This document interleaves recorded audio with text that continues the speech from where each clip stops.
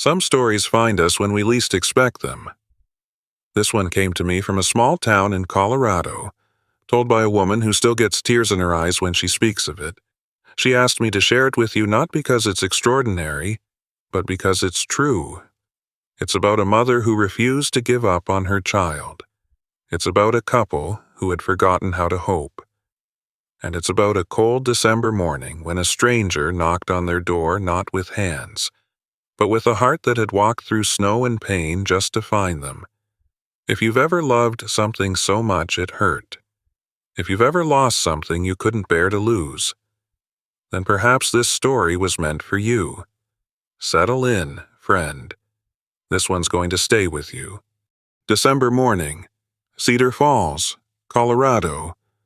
The snow had fallen all night, and by dawn, the world outside Sarah Richardson's window looked like one of those old Christmas cards from the 5 and dime, the kind her grandmother used to keep in a shoebox under the bed. She hadn't slept well in months. Really, the couch cushions still held the shape of her body from where she'd tossed and turned until the gray light crept through the curtains. The newspaper. She needed to get the newspaper. It was a ridiculous habit. She knew. She hadn't read a single article in almost a year. But every morning, she put on her slippers, walked to the front door, and retrieved the paper from the porch.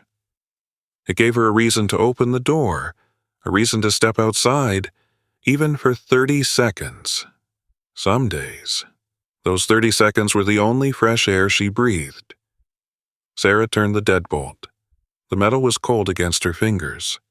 She pulled the door open, and a gust of frigid air hit her face, sharp enough to make her eyes water. The wind whistled through the gap in the screen door.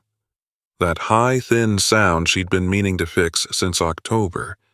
She stepped forward and nearly tripped over something on her doorstep. Her first thought was that someone had left a bag of old clothes. A donation. Maybe. Folks in small towns did that, sometimes left things on porches without asking, assuming everyone needed what they had to give. But then she looked closer. It wasn't a bag. It was a dog. A German shepherd. Curled into a tight ball on the frozen wooden planks. Its fur was gray and matted, streaked with something dark, dried blood. Maybe, or mud. Snow clung to its coat in patches, as if the animal had been lying there for hours. It wasn't moving. Sarah's breath caught in her throat. She took a step back, her hand gripping the doorframe. The newspaper lay forgotten at the edge of the porch, the plastic wrapper crackling in the wind. Dead. The dog was dead. Some poor creature had wandered onto her porch in the night, and the dog's eyes opened. Sarah froze. The animal didn't look at her. Didn't lift its head. Its eyes brown, deep, exhausted beyond measure, were fixed on something else entirely. Its own belly. Sarah followed the dog's gaze, and that's when she saw it, tucked against the mother's chest, nestled in the curve of her body. Was a tiny shape. A puppy. So small it could have fit in Sarah's 2 cupped hands.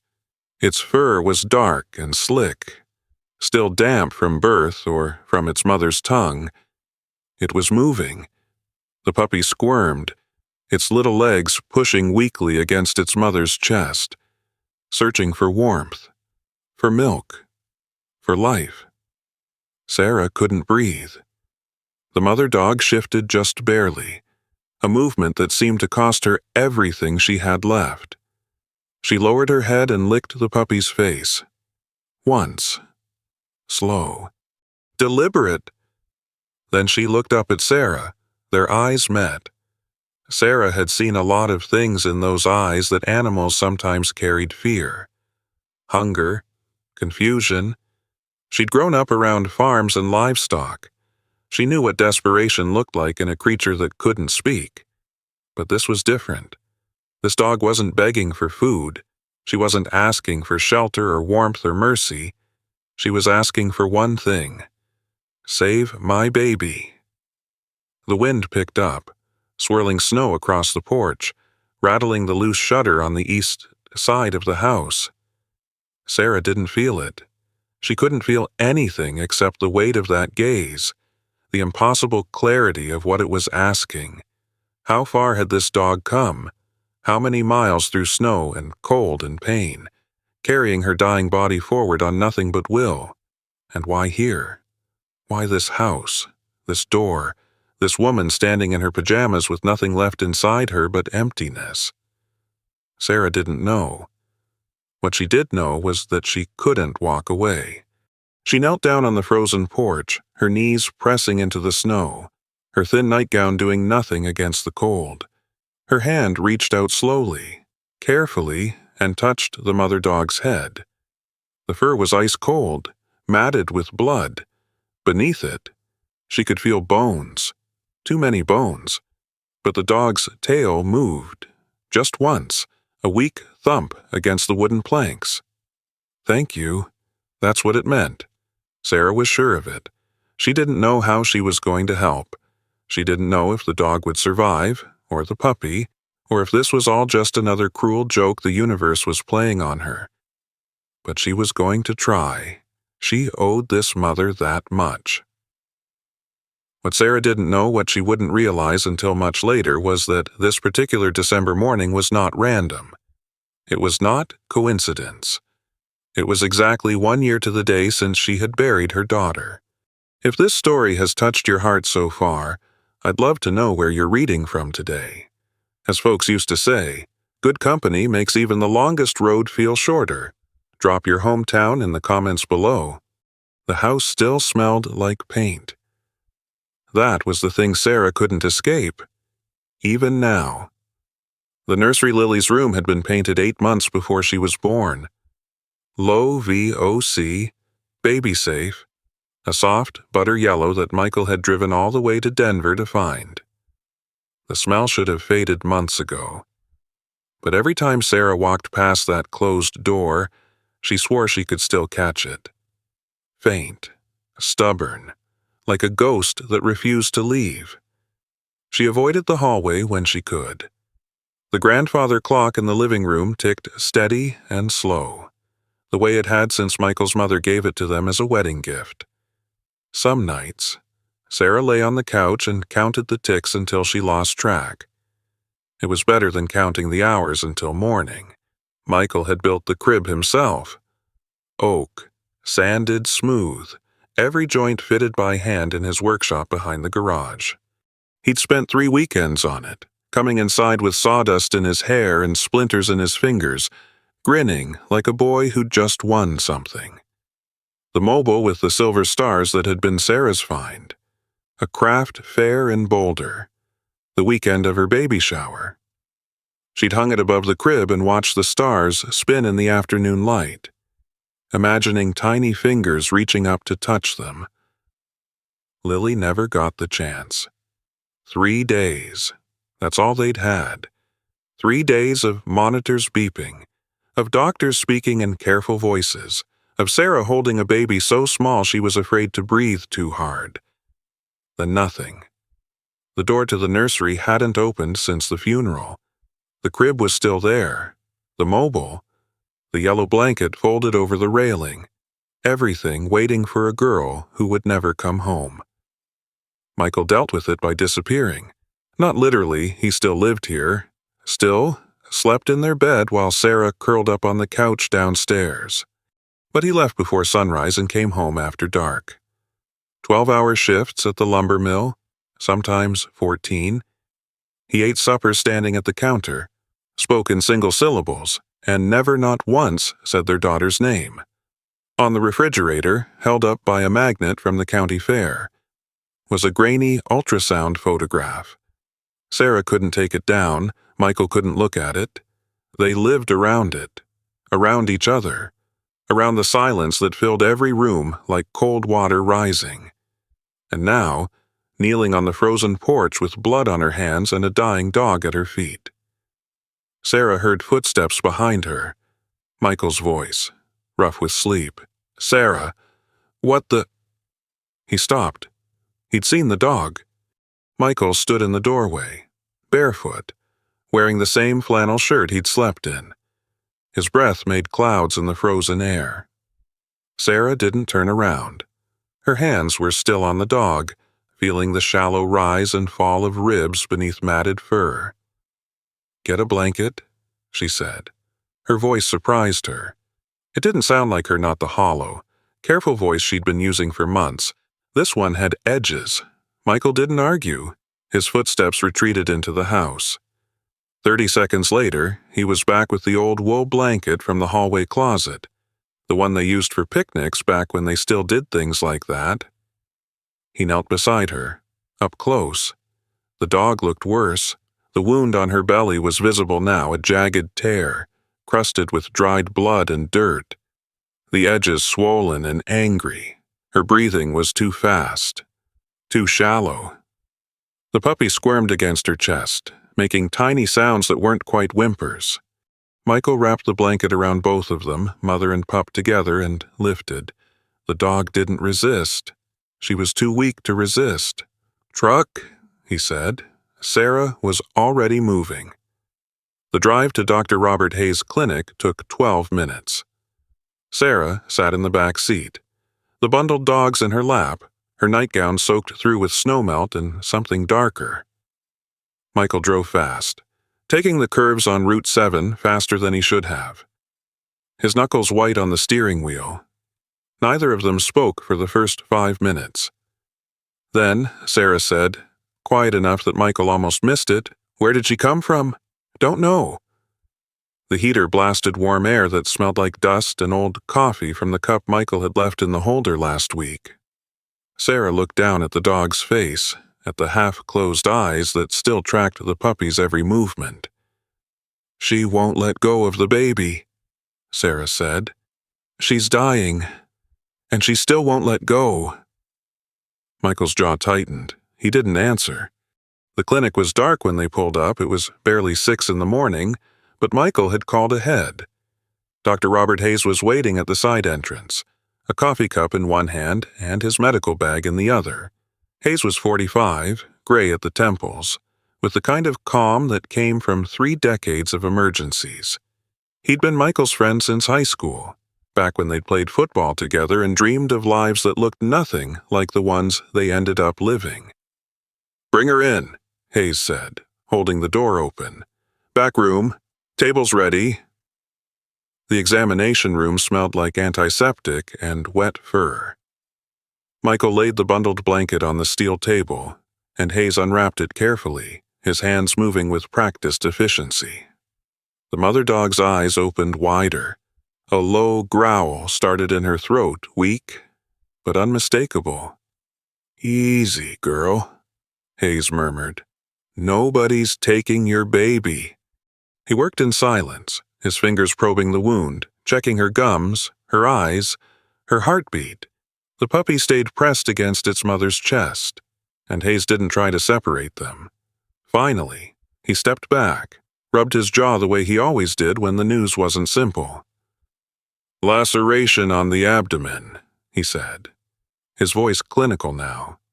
"Probably barbed wire, infected, but not too deep. She's lost a lot of blood. Severely malnourished. I'd guess she hasn't eaten properly in weeks."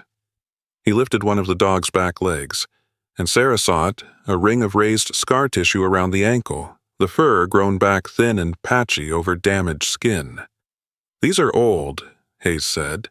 "Both back legs. She was chained up for a long time, years, maybe." Sarah's stomach turned. Hayes set the leg down gently. "The puppy's weak but stable. No injuries. Mom protected her with her own body." He looked at Sarah, then at Michael, shook his head slow. 30 years I've been doing this. Mike, seen just about everything. But this one." He paused, something shifting behind his eyes. "I don't understand how she walked anywhere in this condition, let alone through a Colorado winter." Something kept her going. Sarah looked at the mother dog. The mother dog looked at the puppy. "Can you save her?" Michael asked. Hayes rubbed the back of his neck. Surgery. Clean the wound. Repair what I can. IV fluids. Antibiotics. 50-50 odds. Maybe better if she's as stubborn as she seems. How much? Hayes named a figure. Sarah watched. Michael's face watched the brief flicker as he calculated. As he thought about the money they'd been saving, the plans they'd never spoken about. He looked at her. She nodded. One small movement. Do it, Michael said. Do everything you can. Hayes was already moving, pulling supplies from cabinets, his coffee forgotten and cooling on the counter. Going to be a few hours, waiting rooms out front. I'll come get you when I know something. Sarah carried the puppy out of the examination room, wrapped in a smaller towel Hayes had handed her. The waiting room was cold. The chairs hard plastic. The fluorescent lights buzzing faintly overhead. A radio on the front desk played country music, low and scratchy. She sat down. The puppy squirmed in her lap, rooting against her chest, searching for warmth it couldn't find, without thinking. Sarah's hand began to move, stroking, patting, a slow, rhythmic motion she didn't remember learning. She'd done this before. She remembered now. 3 days, a hospital room, a baby too small to survive. She'd done exactly this. 3 hours. Sarah counted them by the ticking of the clock on the waiting room wall, by the number of times the heater clicked on and off, by the country songs that played one after another on the scratchy radio behind the front desk. Patsy Cline. George Jones. Voices from another time. Filling the silence, she couldn't. The puppy slept in her lap, its belly rising and falling in a rhythm that Sarah found herself matching without meaning to. Michael sat 2 chairs away, not touching her, not speaking, but not leaving. Either. At some point, he'd walked to the gas station down the road. He came back with 2 cups of coffee, black for him. Cream and sugar for her, the way she'd always taken it. He set hers on the chair between them without a word. She drank it. It was lukewarm and too sweet, but she drank it anyway. Michael cleared his throat, his boots scuffed against the linoleum floor. You remember the first time we came here? He asked. When that barn cat scratched you up so bad you needed stitches. Sarah looked at him. He was staring at the wall, not at her. You sat just like that, he said, holding your arm, mad as a wet hen because I laughed. You did laugh. You looked funny. All that blood. And you were more worried about your new blouse. Sarah almost smiled. Almost. Michael's hands hung between his knees. His fingers were calloused, scarred from years of working with wood and machinery. Good hands, strong hands, hands that had built a crib and carried a tiny casket and hadn't touched her in months. I don't know what to say anymore, he said quietly. Haven't known for a long time. Sarah didn't answer with words. She just reached over and put her hand on his. Light, brief, then pulled it back. But he'd felt it. She could tell by the way his shoulders dropped, just a little, the way he exhaled. The door to the back room opened at 9:47. Dr. Hayes stood in the doorway, surgical mask pulled down around his neck, sweat staining the collar of his scrubs. He looked tired, but his mouth wasn't tight the way it got when the news was bad. She made it, he said. Sarah's hand stopped moving on the puppy's back. Hayes walked over, lowering himself into the chair across from them with a heavy grunt. Cleaned the wound, stitched her up, pumped her full of fluids and antibiotics. She's stable. He shook his head. Stubborn old girl. I reckon she decided dying wasn't on her schedule today. Michael leaned forward. She's going to be okay. I think so. Needs to stay here a few days so I can watch the infection. Make sure she's eating. Hayes looked at the puppy in Sarah's lap. The little one, though she needs milk, needs warmth. Can't be away from Mama too long at this age, but Mama's in no shape to nurse right now." He reached into his coat pocket, pulled out a folded paper. "I can give you a heating pad, some formula, show you how to bottle feed, but somebody's going to have to take this pup home and keep her going until Mama's strong enough." Sarah looked down at the puppy. The puppy looked up at her with eyes that hadn't fully opened yet. Cloudy, blue, and searching. "We'll take her," Sarah said. The drive home was quiet. Sarah held the puppy against her chest, feeling its heartbeat through the blanket, fast and light like a hummingbird's wings. Michael pulled into the driveway and killed the engine. Neither of them moved. "Where are we going to put her?" he asked. Sarah stared at the house, at the front porch where, 6 hours ago, a dying dog had been waiting, at the windows dark against the gray winter sky, at the door that led to a hallway with a room she hadn't entered in a year. "I don't know," she said, but she did know. She just couldn't say it yet. They went inside. Sarah walked through the living room, past the kitchen where the grandfather clock ticked steady, down the hallway. Her slippers whispered against the hardwood. She stopped in front of the closed door. Michael came up behind her. She heard his breathing change, heard the slight catch that meant he understood. "Sarah," he said, "you don't have to—" Her hand was already on the doorknob. The metal was cold. She turned it. The door swung open. The smell hit her first faint. But there, paint, baby powder, the cedar sachets her mother had given her at the shower, all of it trapped in the stale air of a room that hadn't been opened in 12 months. Yellow walls, the oak crib in the corner, the one Michael had built with his own hands. The mobile with silver stars, catching the pale light from the window, turning slowly in the draft from the hallway. One of the stars clinked against another, a tiny sound. Barely there. The blanket, soft cotton, pale yellow to match the walls still folded over the railing. A thin layer of dust covered everything. Sarah could see it on the windowsill. On the top of the dresser. She stepped inside. The floorboards didn't creak. Michael had reinforced them. Worried about noise waking the baby. The baby who never slept here. Behind her. Michael made a sound. Not a word, just a breath that caught and held. Sarah walked to the corner by the window, knelt down, her fingers brushed the carpet, came away gray with dust. "This is where we'll put the heating pad," she said. Her voice sounded strange in this room, too loud, too alive for a place that had been a tomb. "It's quiet. Warm, away from the drafts." She didn't look at Michael, but she heard him step into the room, heard him stop beside the crib, heard his fingers brush against the wooden railing he'd sanded smooth 2 summers ago. "Okay," he said.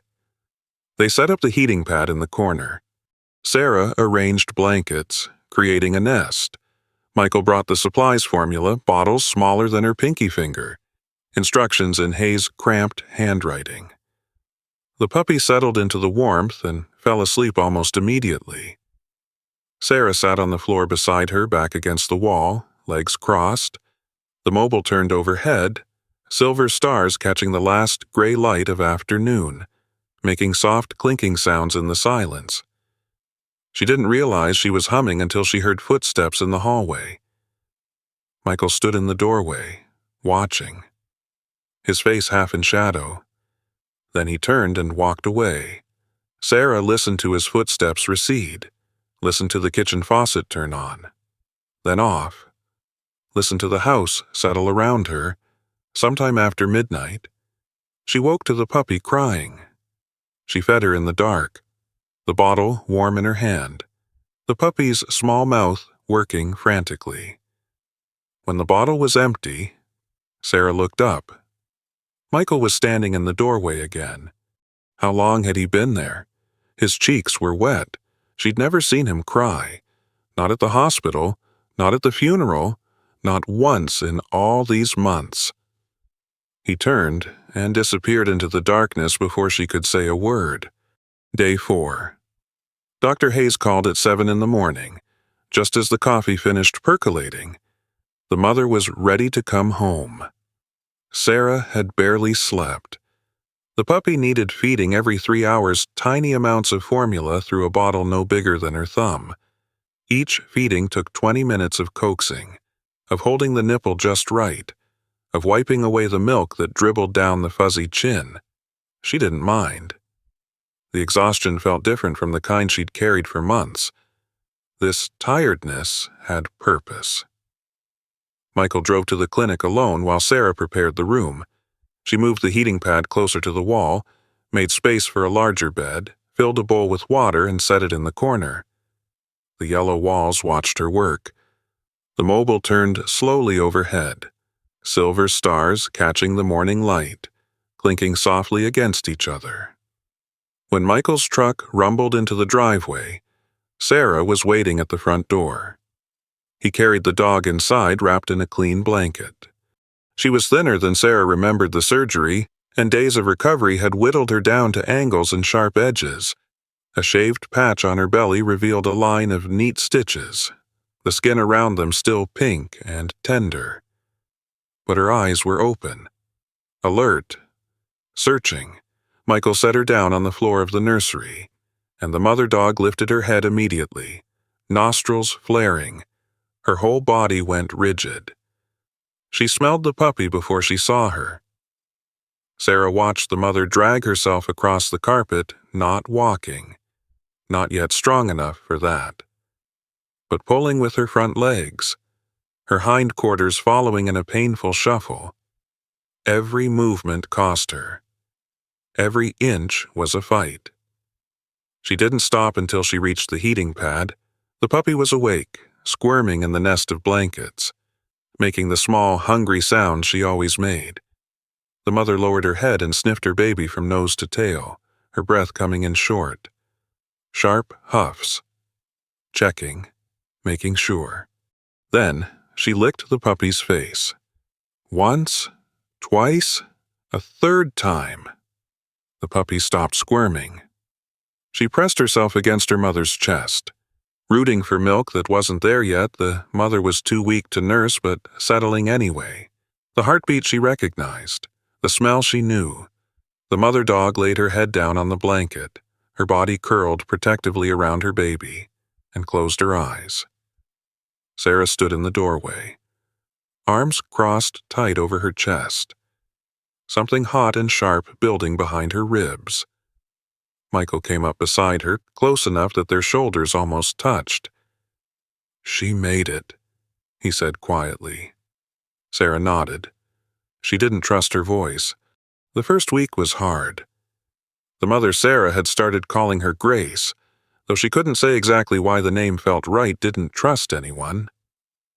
When Michael entered the room, a low growl would start in her throat, her lips pulling back just enough to show teeth that were still sharp despite everything she'd been through. She never growled at Sarah, but she watched her constantly, tracking every movement with eyes that missed nothing. Dr. Hayes came by on day 3 to check the stitches. Grace let him approach, but her body stayed rigid, muscles coiled beneath the skin like springs wound too tight. When he touched her belly, she flinched hard enough to make the examination table rattle. "Give her time," Hayes said. Packing up his bag, he scratched behind his ear the way he always did when he was thinking. "She's been hurt by folks before. Trust doesn't come back easy after something like that." Sarah understood, more than Hayes probably realized. She started spending hours in the room, not doing anything, just sitting against the wall with a book she wasn't really reading, letting Grace get used to her presence, letting her see that not every human brought pain. Day 5. Grace allowed Sarah to sit 2 feet closer. Day 7. Grace ate her food while Sarah watched, instead of waiting until the room was empty. Day 8. Sarah woke from an accidental nap on the nursery floor to find Grace's head resting on her thigh. The dog's eyes were closed, her breathing slow and even. Peaceful. Sarah didn't move for an hour. Her leg went numb, pins and needles crawling up to her hip. She didn't care. The town found out the way small towns always do. Ruth Miller was first. Sarah opened the front door on the morning of day 9 to find a casserole dish sitting on the porch, still warm enough that steam rose from under the aluminum foil. Green bean casserole. Sarah could smell the cream of mushroom soup, the crispy onion topping. A note was tucked under the edge, written in handwriting she recognized from church potlucks and holiday card envelopes. For the new mama. Warm it at 350 for 20 minutes. Don't let that husband of yours burn it. The good Lord works in mysterious ways. No signature. No need for one. Sarah brought the dish inside and stood in the kitchen, reading the note 3 times. She wasn't sure if Ruth meant the dog or her, maybe both. 2 days later, Harold Jennings showed up. Sarah heard the hammering before she saw him, a steady, rhythmic pounding coming from the backyard. She went to the window and found a 72-year-old man in a flannel jacket and worn work jeans, kneeling beside the fence with a mouthful of nails and a hammer in his hand. Michael was already outside, walking toward him, his breath making clouds in the cold air. "Mr. Jennings, you don't have to. Fence has a gap." Harold didn't look up, didn't stop hammering. His voice was gruff, matter-of-fact. "Dog needs space to run when she's better. Can't have her squeezing through and getting herself lost again. At least let me pay you for the materials." Now Harold looked up.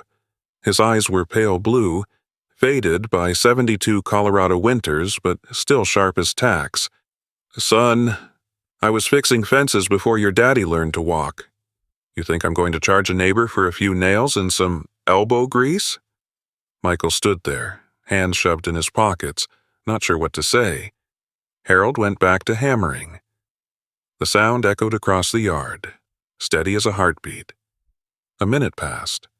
Then, without looking up, "Wife doing better these days?" "Yeah," Michael said. "Yeah, I reckon she is." Harold nodded once, kept working. That was the whole conversation. The casseroles kept coming. Tuna noodle from Mrs. Patterson, brought over in a dish that had Patterson written on the bottom in permanent marker. Beef stew from the Hendersons down the road, thick with carrots and potatoes, the kind that stuck to your ribs. A pot of chili from someone who didn't leave a note. Just a handwritten label that said "not too spicy, easy on the stomach." Beth, from the Baptist church, dropped off a bag of old dog supplies bowls. A leash, a worn blanket that smelled like cedar chips, and someone else's dog. She didn't knock, didn't wait for Sarah to answer, just left the bag on the porch with a folded piece of paper tucked inside. "The congregation's been praying for you two. No pressure to come back. Just wanted you to know we're thinking of you."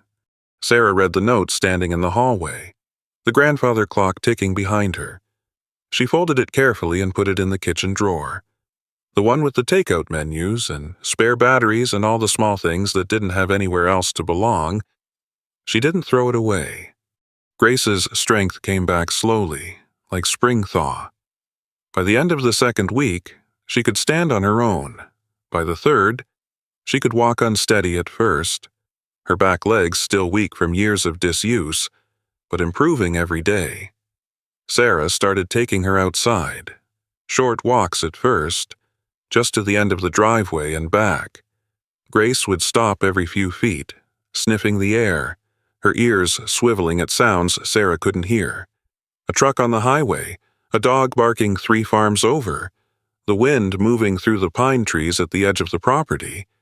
The world outside was overwhelming for a dog who'd spent most of her life chained to a post, but she kept going.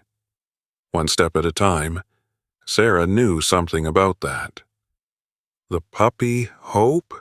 They'd named her because she was the reason her mother hadn't given up was growing fast. Her eyes had opened fully now, deep brown like her mother's, and she'd started to walk on wobbly legs that got steadier every day. She had her mother's coloring, but a different way about her, where Grace was cautious, watchful, always calculating the danger. Hope was fearless.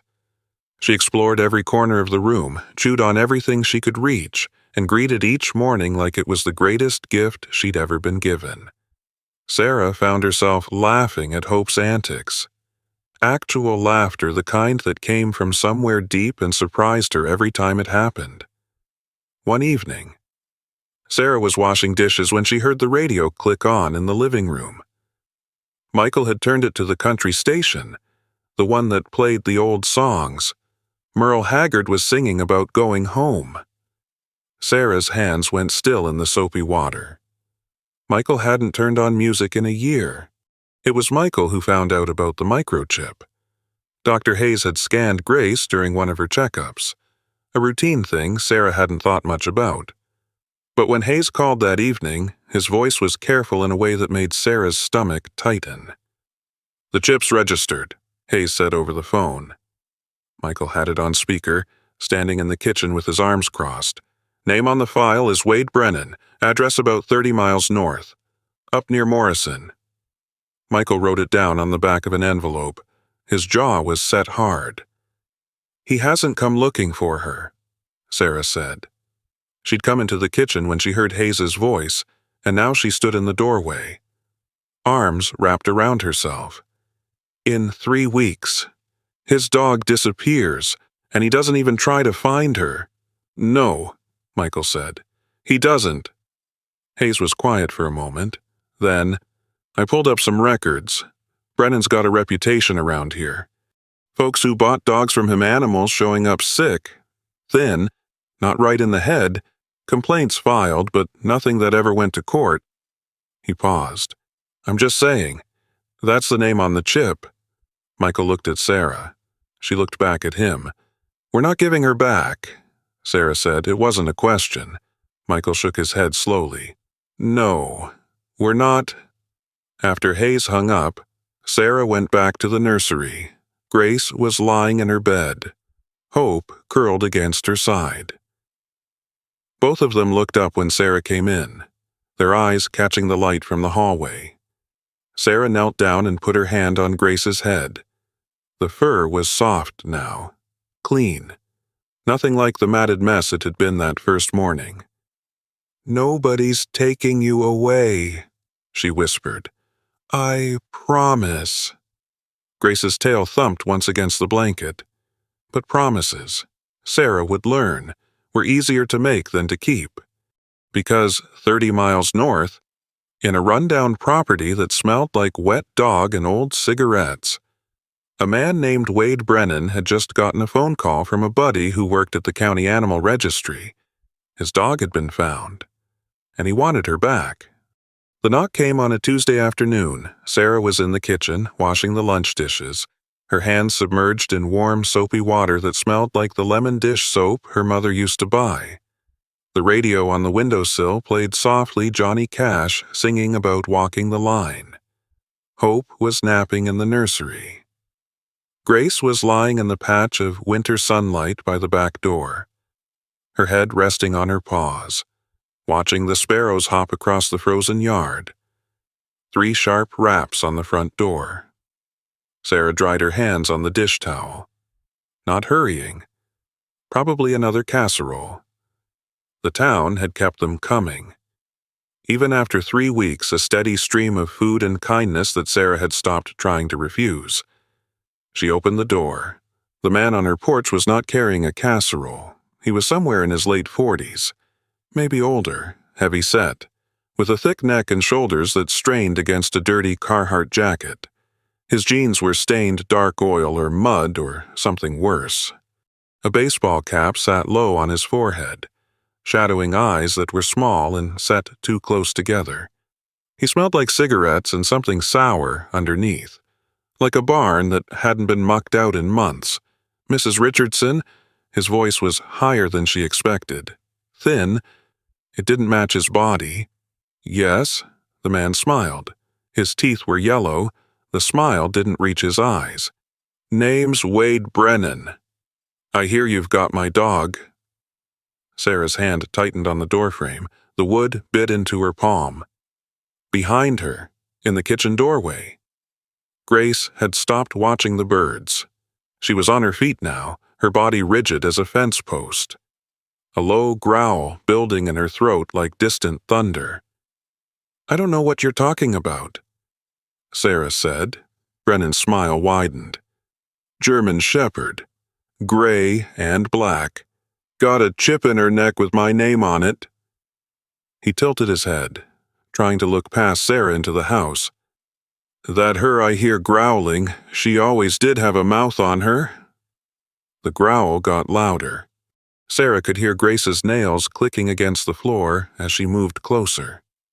"She showed up on my porch half dead," Sarah said. Her voice came out steadier than she felt. "With a wound in her belly and scars all over her legs.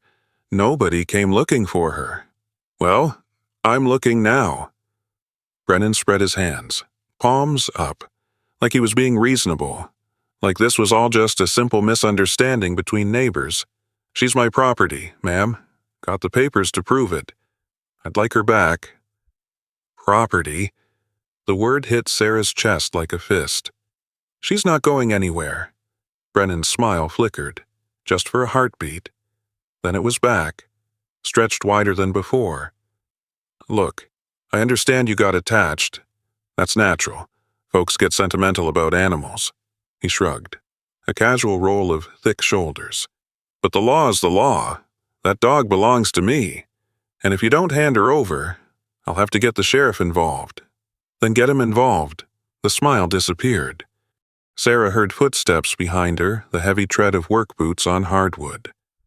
Michael. He must have come in through the back door, must have heard the voices from the yard where he'd been stacking firewood. He stepped up beside her, close enough that their shoulders touched. "Something I can help you with." Michael's voice was flat, quiet, the voice he used when he was working hard to stay calm. Brennan looked Michael up and down, took in the broad shoulders, the calloused hands, the hard set of his jaw. "Just came to collect what's mine," Brennan said. "Your wife doesn't seem to want to cooperate." "My wife told you the dog's not going anywhere. Sounds like cooperation to me." Brennan's jaw tightened. A vein pulsed in his temple, visible even under the shadow of his cap. "You people don't understand how this works. I've got a microchip registration. I've got breeding records. That dog is legally my property, and you can't just keep her because you feel like it." "She almost died on our porch?" Sarah said. The words came out sharp, harder than she intended. "She was starving. She was bleeding. She'd been chained up so long the scars go down to the bone." "Dogs get into scrapes. That's not my doing." "Then whose doing is it?" Brennan took a step forward. Michael shifted his weight, putting himself squarely between the man and his wife. "I'm going to give you folks one chance to do this the easy way." Brennan's voice had dropped, lost its friendly coating. "You give me back my dog. We forget this whole thing ever happened. No hard feelings." Michael didn't move. "And if we don't, then I come back with a lawyer and a court order, and you lose the dog anyway, plus whatever else I decide to sue you for." Brennan's smile returned, but there was nothing friendly in it now. "Theft of property, emotional distress. I can get creative." Grace was at Sarah's heels now, pressed against her legs, still growling. Her whole body trembled, not from cold, from fear. This dog, who had walked through a blizzard with a torn belly and a dying puppy, who had faced down death itself with nothing but stubborn will. This dog was afraid of the man standing on their porch. That told Sarah everything she needed to know. "Get off my property," she said. Brennan's eyes narrowed. "You're making a mistake." "No. You made the mistake when you came here thinking we'd just hand her over." Sarah's voice was steady now. Her hands were not. She kept them pressed against her thighs so Brennan wouldn't see them shake. Now get off my porch before my husband helps you off." Brennan looked at Michael. Michael looked back. Neither of them blinked. Finally, Brennan stepped backward. 1 step, 2. "This isn't over," he said. "Not by a long shot. I'll be back with papers, and then we'll see how tough you feel." He turned and walked to his truck, an old Ford, rust eating at the wheel wells, the bed loaded with wire cages stacked 3 high. He climbed in, slammed the door hard enough to echo across the yard, and sat there for a long moment, staring at the house. Then the engine coughed to life, and he was gone. Sarah's knees buckled. Michael caught her before she could fall, his arm going around her waist, holding her up. Grace pressed closer, her growls fading into soft whimpers. "He's going to take her," Sarah said. Her voice came out broken. "He's going to come back and take her." "Not if I can help it." Michael's arm tightened around her. "We need to talk to Tom Wilson." The sheriff's office sat on Main Street, a single-story brick building wedged between the post office and the hardware store. Sarah had driven past it 1,000 times.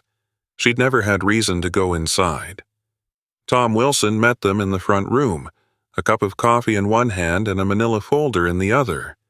He was 58, with a weathered face that had seen too much Colorado sun and eyes that didn't miss much. "Heard you had a visitor," he said, gesturing toward the chairs across from his desk. "News travels fast. Small town and all." Michael sat. Sarah stayed standing, arms crossed tight over her chest. "What can we do?" she asked. "Legally, what are our options?" Wilson took a long sip of coffee before answering, set the cup down carefully on his desk. "Well, that depends. This Brennan fellow, he's got a point about the microchip. Colorado law treats dogs as property. If he can prove ownership, he's got a claim." "He abused her," Sarah said. "You should see the scars on her legs. She was chained up for years." "I believe you." Wilson leaned back in his chair. It creaked under his weight. "But believing isn't the same as proving. Not in a courtroom." He picked up the folder, flipped through some papers. "Has Brennan ever been convicted of animal cruelty? Any official complaints on file?" Michael shook his head. "Hayes said there were complaints from people who bought dogs from him, but nothing that went to court. Then it's your word against his. And in the eyes of the law, his word comes with a microchip registration attached." Sarah's hands curled into fists, her nails dug into her palms. "So, we just have to give her back, let him take her and do whatever he wants." Wilson was quiet for a moment. His eyes moved to the window, to the gray December sky pressing down on the town. "I've been doing this job for 32 years, he said slowly. "Seen a lot of things I wish I hadn't. There are days when the law and justice walk the same road." He looked back at Sarah. "And there are days when they don't. I reckon this might be one of those days. I'm sorry. There has to be something." "Get evidence," Wilson's voice sharpened. "If you can prove he mistreated that dog, real proof, not just scars that could have come from anywhere, then we've got something to work with. But without that," and he spread his hands, palms up, empty. The lawsuit arrived 3 days later. A process server knocked on the door at 9 in the morning, handed Sarah an envelope, and walked away without a word. She read it standing in the hallway, the grandfather clock ticking steady behind her, her hands trembling so hard the paper shook. Wade Brennan was suing for the return of his property, one female German Shepherd. Registration number 447821 plus damages for unlawful seizure and emotional distress. The hearing was scheduled for 2 weeks out. 2 weeks. Sarah walked to the nursery on legs that felt like they belonged to someone else. Grace was lying in her bed. Hope curled against her side.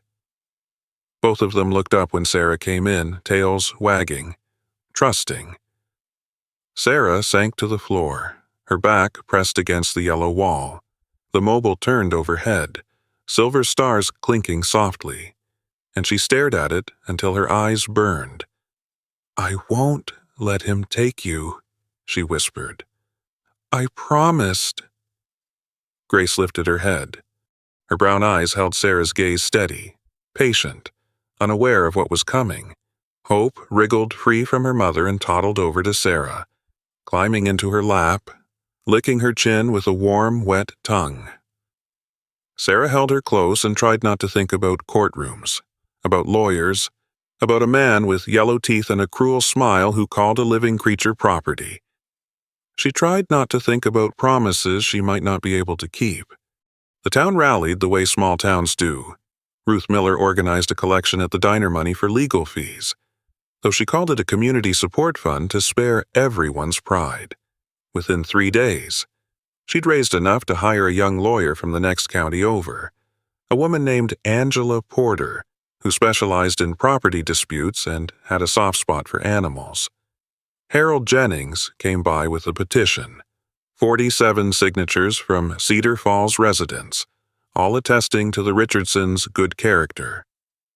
"Won't hold up in court," he admitted, handing it to Michael on the front porch. His breath made clouds in the cold air. "But it lets that Brennan fellow know this town stands behind you." Beth from the Baptist church organized a prayer circle. Sarah didn't go, she still couldn't bring herself to walk through those doors, but she found a card in her mailbox the next morning, signed by 24 people she barely knew. "We're with you. Keep the faith." The night before the hearing, Sarah couldn't sleep. She lay on the floor of the nursery, Grace's head resting warm on her stomach, Hope snoring softly in her little bed. The mobile turned overhead, silver stars catching the moonlight that crept through the curtains. Michael found her at 2 a.m. He didn't say anything, just lay down beside her on the hard floor, close enough that their shoulders touched. "What if we lose?" Sarah whispered. Michael was quiet for a long while. The clock in the living room ticked. The house settled and creaked around them. "Then we figure out what comes next," he said finally. "Together." It wasn't an answer. Not really, but it was something to hold on to. Sarah closed her eyes and listened to Grace breathe, to Hope's small snores, to her husband's heartbeat beside her. Tomorrow would come whether she was ready or not. The courtroom smelled like old wood and floor wax and the stale coffee someone had spilled near the back row. Sarah sat in the front, her hands folded in her lap, her back straight as a board. She was wearing the navy blue dress she'd bought for job interviews years ago, the only formal thing in her closet that still fit right. Michael sat beside her in his one good suit, the charcoal one he'd worn to Lily's funeral. Neither of them had mentioned that when he put it on this morning. Wade Brennan sat across the aisle with his lawyer, a thin man in an expensive suit who kept checking his watch like he had somewhere better to be. Brennan himself looked different today, clean jeans, a pressed button-down shirt, his hair slicked back with something shiny. He looked almost respectable. He caught Sarah staring and smiled, that same yellow smile from the porch. Sarah looked away, her stomach turned. The hearing lasted 2 hours. Brennan's lawyer presented the microchip registration, the breeding records, a stack of papers that proved legally, officially, with stamps and signatures that Grace belonged to Wade Brennan, had always belonged to him, would continue to belong to him unless someone could prove otherwise. Angela Porter did her best. She submitted Dr. Hayes' medical records, the photographs of Grace's scars, testimony about her condition when she arrived. She argued neglect, abandonment, the moral obligation to protect an animal from cruelty. The judge listened, nodded, made notes with a pen that scratched against paper. Then he called Sarah to the stand. She walked to the witness box on legs that didn't feel connected to her body. The bailiff asked her to state her name. Her voice came out thin, barely there. She had to say it twice before the court reporter could hear. Brennan's lawyer approached. He was smiling too. Everyone in this courtroom seemed to smile. "Mrs. Richardson, you found this dog on your porch on the morning of December 15th. Is that correct?" "Yes." "And you chose to keep her, to take her to a veterinarian, to nurse her back to health. She was dying. I couldn't just— A simple yes or no will suffice." "Mrs. Richardson." Sarah's jaw tightened. "Yes?" "Did you, at any point, contact local animal control to report a found animal?"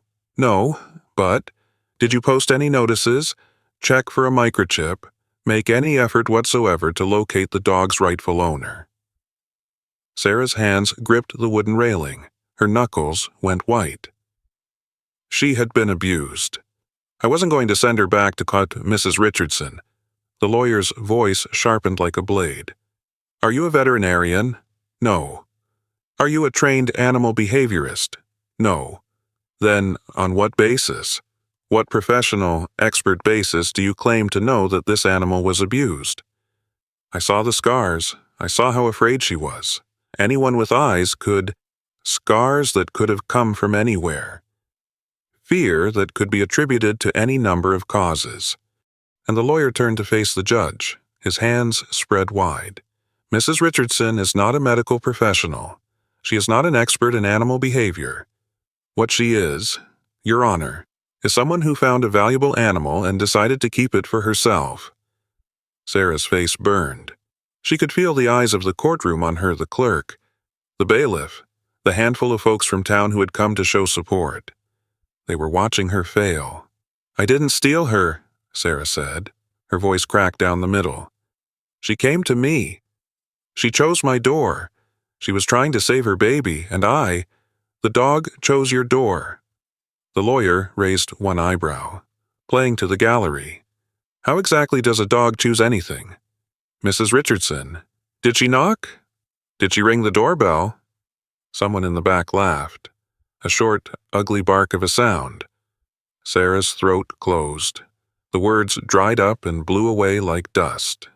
She was standing in front of a room full of strangers, being mocked for trying to save a life. And there was nothing she could do, nothing she could say. The judge called for order, asked the lawyer if he had any further questions. "No, Your Honor. I believe the witness has made my point for me." Sarah walked back to her seat. Her legs shook with every step. She couldn't look at Michael, couldn't look at Angela Porter, couldn't look at the people from town who had signed petitions and brought casseroles and believed in her. She had never felt so small in all her life. The judge's ruling came at 4:30. "Based on the evidence presented, I cannot dismiss Mr. Brennan's claim of ownership. The microchip registration is valid and uncontested." He paused, shuffled some papers. "However, given the allegations of neglect, I am granting the defendant 7 days to produce additional evidence of abuse. If no such evidence is forthcoming, the animal will be returned to its legal owner." 7 days. Sarah heard the words, but they floated past her like smoke. Nothing seemed real anymore. Michael's hand found hers, squeezed hard. She squeezed back, but she couldn't feel it. 7 days to find proof that didn't exist. 7 days before Grace would be dragged away in the back of a rusted truck. 7 days before Sarah failed again. That night she couldn't sleep. She lay on the nursery floor, but sleep wouldn't come. Every time she closed her eyes, she saw the courtroom, heard the laughter, felt the heat of shame crawling up her neck, burning in her cheeks. At 2 a.m, she got up. The house was dark. Michael was asleep upstairs. She could hear him snoring through the floorboards. Grace lifted her head when Sarah walked past, but didn't follow. Sarah went to the kitchen, opened the junk drawer, pulled out the county map she'd picked up at the gas station last summer, the one with the fold-out roads and tiny town names, 30 miles north, a property outside Morrison. Her finger traced the route Highway 7, then the county road, then a dirt track that led to nowhere. If there was evidence, it would be there. In the kennels. In whatever place Grace had escaped from. The thought formed slowly, like frost creeping across a window. She could go there, tonight. Find something, anything that proved what Brennan really was. It was crazy. It was illegal. It was the stupidest idea she'd ever had. Sarah grabbed her car keys. The drive took 45 minutes in the dark. Her hands were steady on the wheel. Her mind was empty, focused on the road, on the turns, on the map spread open on the passenger seat. She didn't let herself think about what she was doing. If she thought about it, she'd stop. The property was exactly what she'd expected. A sagging farmhouse with paint peeling off in strips. A rusted pickup in the driveway, behind the house. A row of low buildings that might have been kennels once. Everything was dark, silent. Even the dogs, if there were dogs, weren't barking. Sarah parked half a mile down the road and walked the rest of the way. The cold cut through her jacket, numbed her fingers, made her eyes stream. She climbed the fence old barbed wire, rusted and loose, and felt it catch her jeans. Slice through to skin. Warmth trickled down her calf. She kept going. The kennels were worse up close. Chain-link fencing, sagging and patched with wire. Concrete floors stained with things she didn't want to name. Empty water bowls crusted with dried mud. Sarah pulled out her phone, started taking pictures. The flash lit up the darkness. Too bright. Too loud. She was so focused on the evidence that she didn't hear the footsteps behind her. The flashlight hit her face like a slap. Well. Wade Brennan's voice, thick with satisfaction. Look who came to visit. Sarah stood frozen, phone in hand, caught in the beam of light like a rabbit on the highway. Behind Brennan, the farmhouse door stood open, yellow light spilling across the frozen mud. He had her, he knew it. She knew it. You just made the biggest mistake of your life. Mrs. Richardson. Brennan pulled out his phone, punched in a number, lifted it to his ear. Yeah, I need to report a trespasser, breaking and entering. Send somebody out to the Brennan property on Miller Road. He kept his eyes on Sarah while he talked. That yellow smile never wavered. Don't worry, he said after he hung up. I'm sure the judge will be real interested to hear about this in the morning. Sarah's knees gave out. She sank to the ground, the frozen, filthy ground of Wade Brennan's property, and felt everything she had left crumble to nothing. She had come here to save Grace. Instead, she had destroyed everything. Sarah knelt on the frozen ground, her phone still clutched in her hand. The pictures she'd taken now worthless. Brennan stood over her. Flashlight beam steady, already savoring his victory. She had lost Grace, lost the case, lost whatever shred of dignity she had left. Then she heard it, a sound from the darkness behind her. Faint, almost swallowed by the wind, a whimper. Sarah's head turned before she could stop herself, her eyes strained against the black. Searching. What are you looking at? Brennan's voice cut sharp. Stay right where you are. But Sarah was already moving. Not running, her legs wouldn't carry her that fast, but crawling. Hands and knees on frozen mud, toward the far corner of the kennel, toward the sound.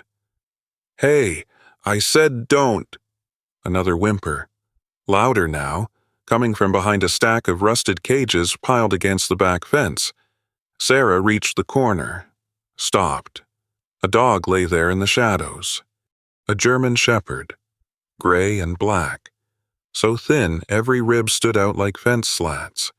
A chain ran from a collar around her neck to a stake driven deep into the frozen earth. Her water bowl was bone dry, no food bowl at all, and her belly was swollen. Huge. Stretched tight with pups that would come any day now. The dog lifted her head, looked at Sarah with eyes she recognized. The same exhaustion, the same fading spark, the same silent question Grace had asked on that frozen porch a lifetime ago. Help? Behind Sarah. Brennan's boots crunched on the frozen ground. Get away from there. Sarah didn't move. I said, get away. The dog whimpered again, pressed herself flat against the dirt, terrified. Sarah's hand reached out, touched the chain. Cold metal, rough with rust. The links had worn a raw circle around the dog's neck, fur gone. Skin cracked and bleeding. You were going to leave her here. Sarah's voice came out flat, strange, like it belonged to someone else. Take Grace back and leave this one to die in the cold. That ain't none of your concern. Sarah turned to look at him. Brennan stood 5 feet away. Flashlight pointed at her face, phone still in his other hand. Police are on their way, he said. You want to add resisting arrest to your troubles? The smart thing was to stand up, walk away, let the lawyers sort it out, save herself. Sarah started working at the chain. What do you think you're quit that? The clasp was old, corroded, her fingers were numb, clumsy with cold. She couldn't get it open. Brennan grabbed her arm, yanked her backward. She fell, elbow cracking against the frozen ground, pain shooting up to her shoulder, but her eyes stayed on the dog, on the swollen belly, on the eyes that watched her with something that might have been hope. Sarah got back up. Brennan shoved her. Harder. She stumbled into the chain-link fence, the wire biting into her back. Stay down. Sarah didn't stay down. She went back to the chain, back to the clasp. Her fingers found the mechanism, twisted, pulled. The clasp gave. The chain fell away. The pregnant dog stayed where she was too weak to stand, too broken to run, but the pressure around her neck was gone.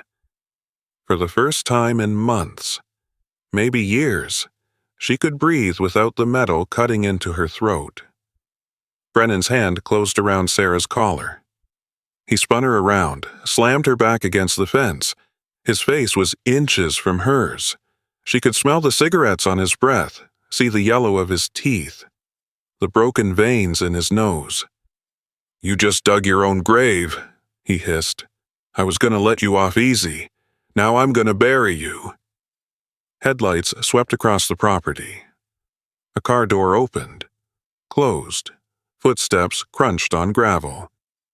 Evening, Wade. Sheriff Tom Wilson's voice, slow and steady, cut through the darkness. Brennan let go of Sarah, stepped back. His face rearranged itself into something that was supposed to look innocent. Sheriff, appreciate you coming out so quick. This woman broke onto my property. She was trying to... saw that. Wilson walked toward them, his flashlight beam moving across the kennels, the empty water bowls, the stained concrete, the pregnant dog lying in the corner, chain still attached to her neck even though it was no longer staked to the ground.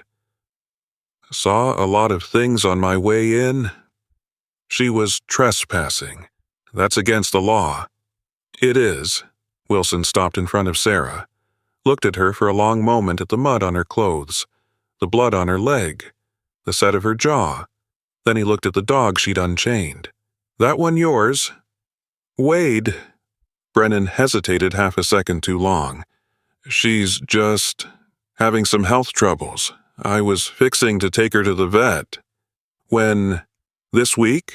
Soon. Wilson nodded slowly, walked past Brennan, past Sarah, to where the pregnant dog lay shivering, knelt down beside her. His flashlight moved over her body, the jutting ribs, the swollen belly, the raw wounds around her neck where the chain had rubbed through to meet. He stood up. His face had changed. Wade, when's the last time this animal had food? Fed her yesterday. She just don't eat good. Water. When's the last time you cleaned these kennels? Brennan's mouth opened, closed, Opened again. Nothing came out. Wilson turned to face him.